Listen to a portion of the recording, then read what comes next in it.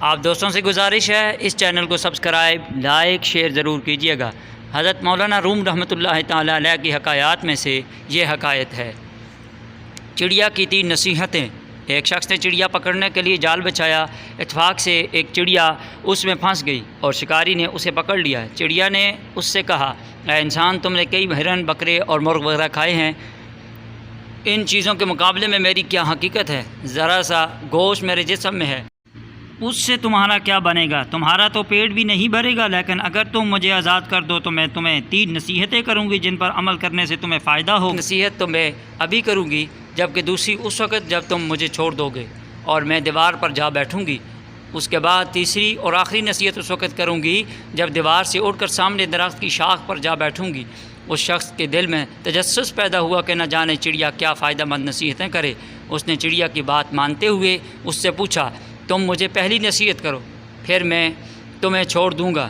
چنانچہ چڑیا نے کہا، پہلی نصیحت میری یہ ہے کہ جو بات کبھی نہیں ہو سکتی اس کا یقین مت کرنا۔ پہلی نصیحت، جو بات کبھی نہیں ہو سکتی اس کا یقین مت کرنا۔ یہ سن کر اس آدمی نے چڑیا کو چھوڑ دیا اور وہ سامنے دیوار پر جا بیٹھی۔ پھر بولی، میری دوسری نصیحت یہ ہے کہ جو بات ہو جائے اس کا غم نہ کرنا۔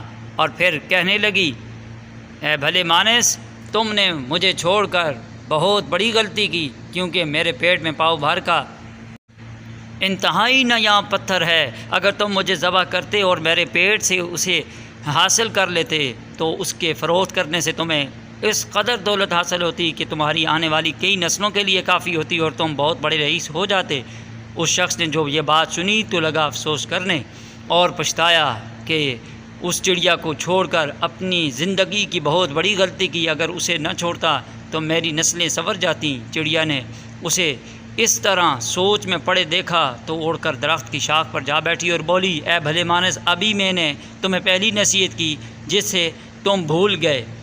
جو بات نہ ہو سکنے والی ہو اس کا ہرگز یقین نہ کرنا، یہ نصیحت تھی پہلی، لیکن تم نے میری اس بات کا اعتبار کر لیا۔ میں چٹاک بر وزن رکھنے والی چڑیا اپنے پیٹ میں پاؤ وزن کا موتی رکھتی ہوں، کیا یہ ممکن ہے؟ میں نے تمہیں دوسری نصیحت یہ کی تھی کہ جو بات ہو جائے اس کا غم نہ کرنا، مگر تم نے دوسری نصیحت کا بھی کوئی اثر نہ لیا اور غم و افسوس میں مبتلا ہو گئے کہ کیوں چھوڑا، مجھے ایسا نہیں کرنا چاہیے تھا۔ تمہیں کوئی بھی نصیحت کرنا بالکل بیکار ہے۔ تم نے میری پہلی 2 نصیحتوں پر کب عمل کیا جو تیسری کروں گی؟ تم نصیحت کے قابل نہیں۔ یہ کہتے ہوئے چڑیا پھر سے اڑی اور ہوا میں پرواز کر گئی۔ وہ شخص وہیں کھڑا چڑیا کی باتوں پر غور و فکر کرتے ہوئے سوچوں میں کھو گیا۔ وہ لوگ خوش نصیب ہوتے ہیں جنہیں کوئی نصیحت کرنے والا ہو۔ ہم اکثر خود کو عقل کل سمجھتے ہوئے اپنے مخلص ساتھیوں اور بزرگوں کی نصیحتوں پر کان نہیں دھرتے اور اس میں نقصان ہمارا ہی ہوتا ہے۔